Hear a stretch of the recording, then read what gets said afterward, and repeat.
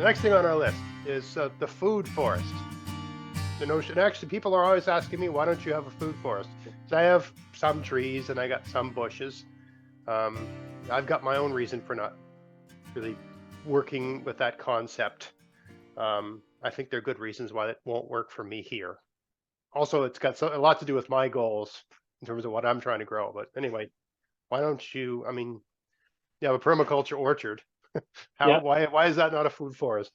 I like to make the distinction because the idea of a food forest, so it's producing food. The idea of forest is fantastic in areas I say that are no longer light limiting. You have mostly you have an excess of sunlight. That's not the case in a temperate climate.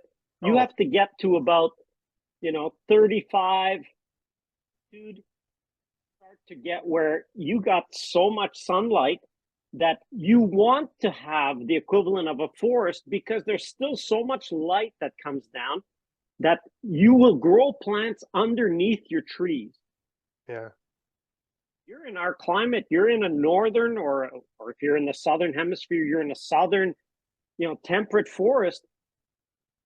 Once you get under those trees, there is not a lot going on there. I mean, there are plants, and a lot of times those plants are spring plants. So you go into a forest and you go, it's lush. Look at all the green plants.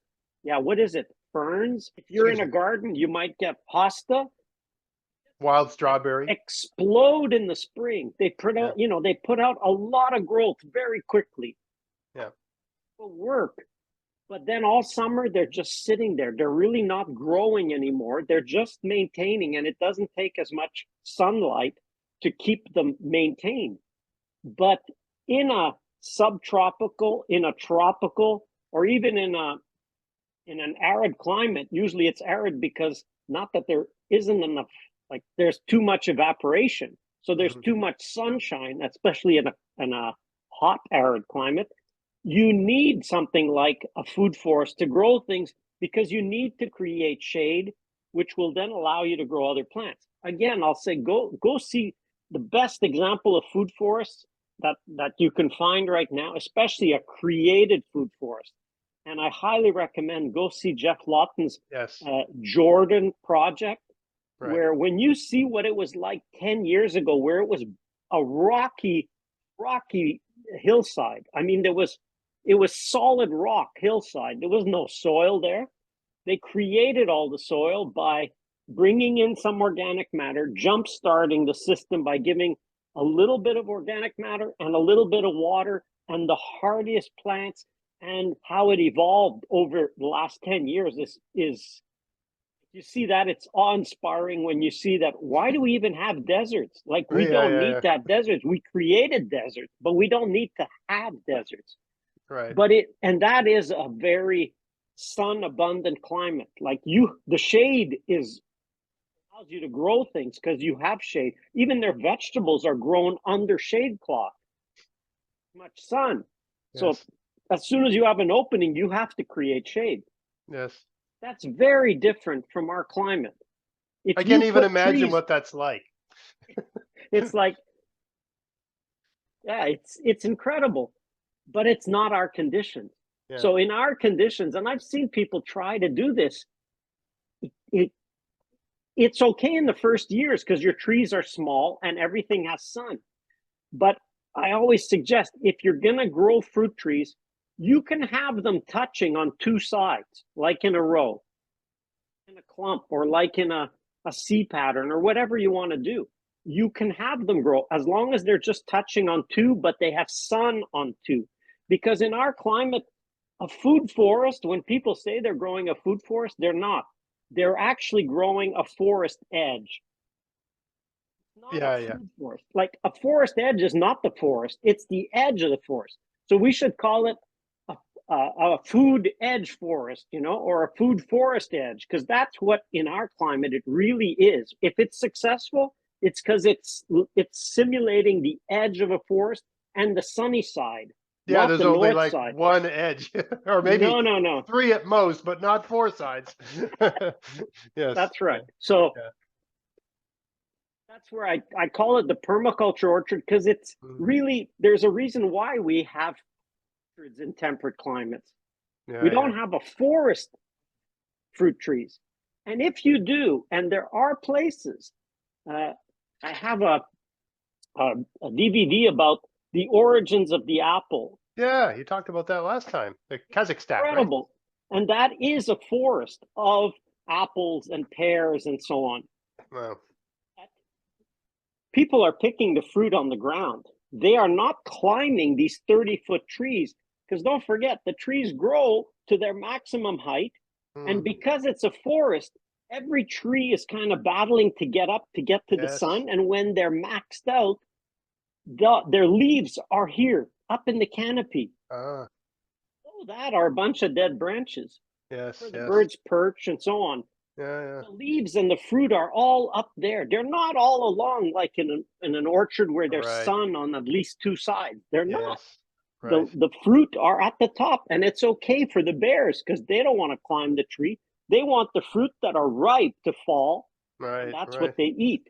So if you're grazing your animals in there, no problem. The animals will take the fruit once they fall. But if you're growing them for yourself, a food forest, and that's what the problem is, your harvest will gradually increase in height to the point where you no longer will harvest anything from the ground. Yes. Yeah. So a food forest, you have to put it in context. Again, context. And it's great in the right places. But if you think, well, I'm at 45 degrees north. Well, then you're not really growing a food forest, because Mm. it's not a closed canopy system. It's a forest edge. Yeah. So just, to kind of make the more precise definition of it, it is a forest edge if it works here. And that can work here, but you're simulating a forest edge. That's the funny thing is that, I mean, that's exactly right. And it's on my channel. I just did a whole thing last fall where I reorganized the entire garden. So the way I had it, and right up until last fall, was in the center of the garden. And the reason in the center of the garden, I had a row of trees. Center of the garden. The garden's like a circle, and in the center. Now, it was originally that way because that was the edge. But then I made it bigger on the other side, and things would grow on the other side because the trees were small, right? But as the trees got larger and more mature, basically nothing would grow. Everything that was near the trees grew poorly, right? Right. And the only thing that grew well near the tree was weeds, because they don't care, right? But yeah, you try to grow strawberry, it gets outcompeted by grass and dandelions, and it just strawberries would grow. So what I've literally done is exactly what this fall I pulled everything out. I don't know what I killed or what's still alive. I put all the trees at the back on the north, and then 6 feet in front of the tree, give or take, I got a row of blueberries, right? Forest edge, right, on the south side, Yeah. right?